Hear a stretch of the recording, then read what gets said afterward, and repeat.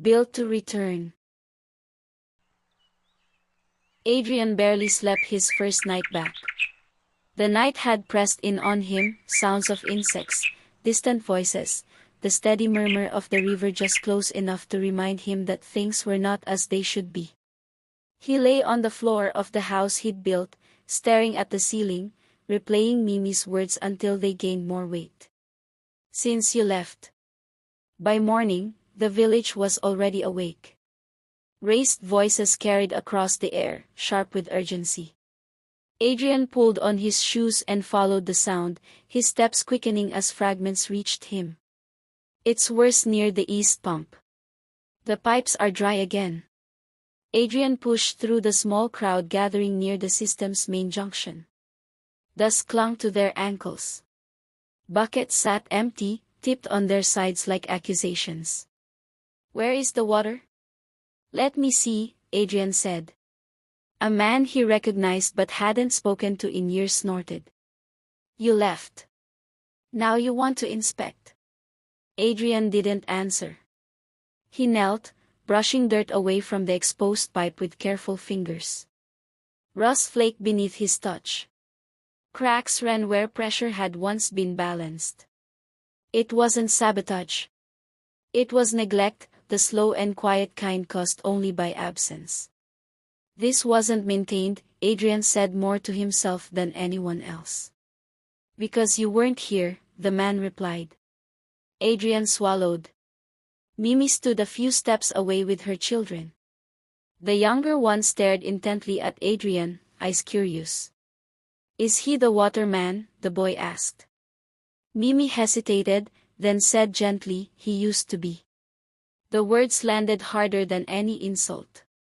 Adrian looked up at her. She didn't look away, but she didn't soften it either. Adrian spent the rest of the morning walking the system from end to end. He asked questions to others. Most answers came as guesses based on very little facts, while other answers didn't come at all. Still, he listened.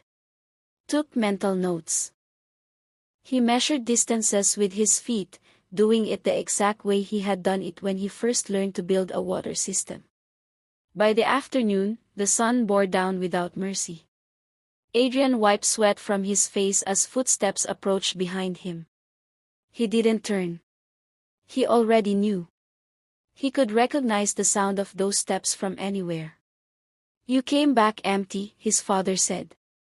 Adrian stood slowly. I came back willing. Hello, Dad. His father's eyes moved over the system, then back to Adrian. Willingness doesn't fix broken pipes. No, Adrian agreed. But running didn't fix them either. Silence stretched between them. His father turned away. We'll see. That evening, Adrian returned to the house with dirt under his fingernails and questions in his chest. He sat in the house, the room dimming as the sun set. He pulled out his notebook, old sketches, drawn from an old confidence he wished he still had. He stared at the page until the lines blurred. Lord, he whispered, embarrassed by the sound of his own voice in the empty house. I don't know how to fix this. Help me fix this. He waited for something, clarity, peace, direction. In the stillness of the house, he heard the river move, steady and unbothered. And fell asleep.